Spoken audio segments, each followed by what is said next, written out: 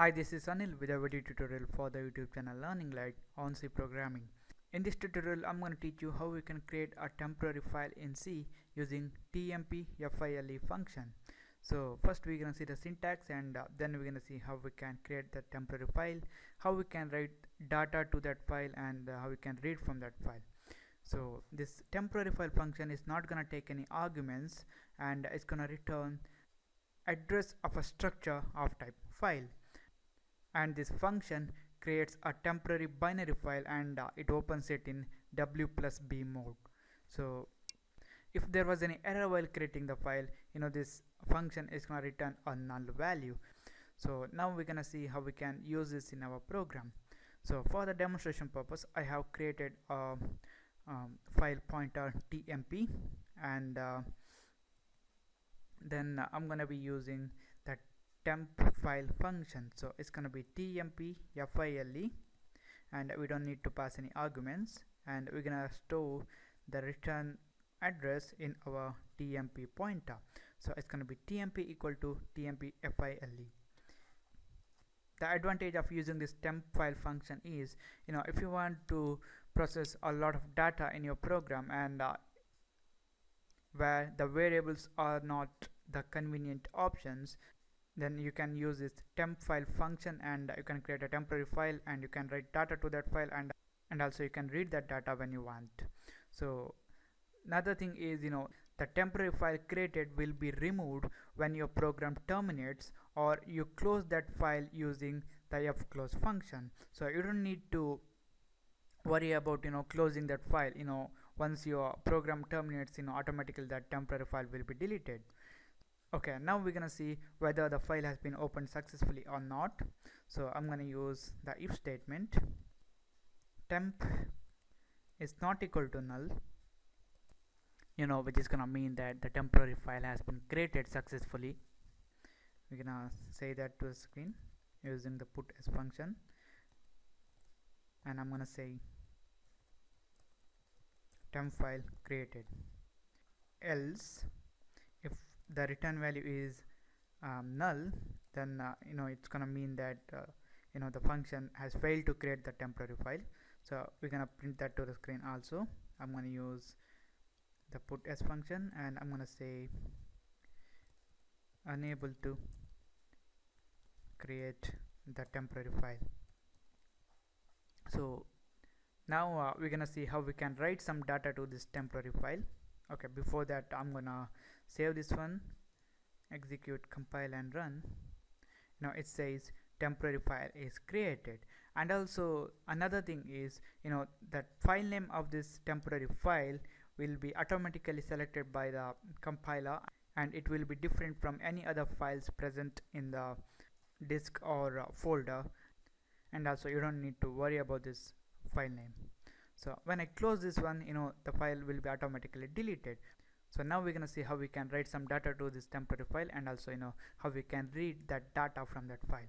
So just for the demonstration purpose, I'm gonna create a character array, and I'm gonna be calling this one as data, and let me initialize this one here, and I'm gonna initialize this one to hello learner. Then we're gonna create a length variable, which is gonna store the length of this data array. That's why to get the length, I'm gonna use the strlen function, which returns the length of the string. And also I'm gonna create a counter variable to loop through all these characters and write to the file. So it's gonna be counter, and I'm gonna initialize this one to -1. Next we'll be creating this temporary file. Then we are checking whether the file has been created successfully or not. If the file has been created successfully, the temporary file has been created successfully, then we will be writing to that file. So I'm going to use the while loop. So it's going to be while, and we're going to write plus plus counter. We are incrementing the counter variable value. When we use plus plus, it's going to be 0, which is less than length. If this counter variable contains a value which is less than the length of this string stored in this data array, then we will be writing each character to the file. I'm going to use f putc function, and we need to pass the character first, so it's going to be the character stored in the data array at the position counter, and after that we need to pass the file pointer, so it's going to be tmp. Now this while loop is going to write all the characters of this data array to this temporary file. The next thing we want to do is we just want to print out the data from that file, so I'll be using the while loop again, and I'm going to use the evof function. This evof function is used to determine whether we have reached the end of the file, or whether we have processed all the content of the file or not. So if you don't know about this evof function, please watch my other video tutorial on it. We need to pass the file pointer, it's going to be tmp, and also we need to use a not operator.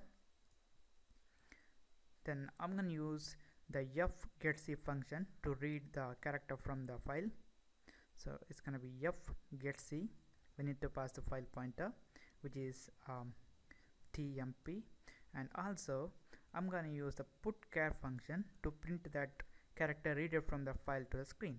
So like I know that I'm not using any variable to store the character read from that file. I'm just directly printing that, or I'm just passing the output of this getC function to this putchar function. So I'm going to be saving this one, and then we need to call the rewind function here. That's because once we write some data to the file, the file position indicator will be incremented, and it will be at the end. We need to reset that. So if you don't know the importance of this rewind function, please watch my other video tutorial on the rewind function. So I'm going to use that function here. It's going to be rewind, and we need to pass the file pointer. It's going to be tmp. Now I'm going to save this one, compile and run.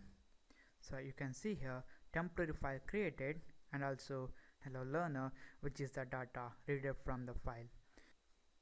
And the last thing I want to teach you is how many temporary files can be created, and how many files can be opened at a time. So I'm gonna be minimizing this one and open up your my computer, and open up the partition where you have installed the divcpp. Mine is in the C drive. Open up the include folder and search for stdio.h header file. Open that file and search for tmp max.